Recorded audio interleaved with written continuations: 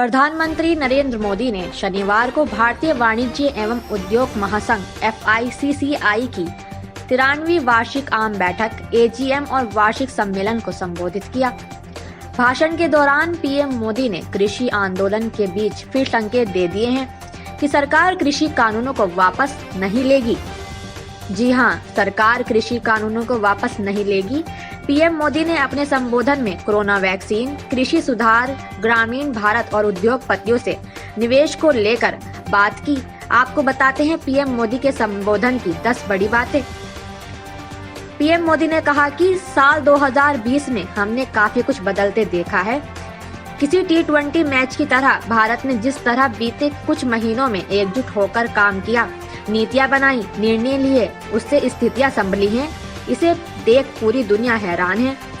PM Modi ने कहा, corona महामारी के समय भारत ने अपने नागरिकों के जीवन को सर्वोच्च प्राथमिकता दी, ज्यादा से ज्यादा लोगों का जीवन बचाया। आज इसका नतीजा देश भी देख रहा है और दुनिया भी देख रही है। पीएम मोदी ने कहा, इतने उतार चढ़ाव से देश और दुनिया गुजरी है कि कुछ वर्षों जब हम कोरोना काल को याद करेंगे तो शायद यकीन ही नहीं आएगा। लेकिन अच्छी बात ये रही कि जितनी तेजी से हालात बिगड़े, उतनी ही तेजी के साथ सुधार भी हो रहा है। किसान आंदोलन के बीच पीएम मोदी ने कहा कि नए कृषि कानून से निवेश के रास्ते खुलेंगे। हम कृषि से जुड़ी चीजों की दीवारें हटा रहे हैं। किसानों की समृद्धि से ही देश समृद्ध होगा।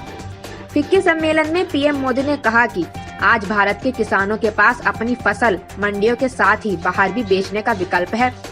आज भारत में मंडियों का आधुनिकीकरण तो हो ही रहा है, किसानों को डिजिटल प्लेटफॉर्म पर फसल बेचने और खरीदने का भी विकल्प दिया गया है।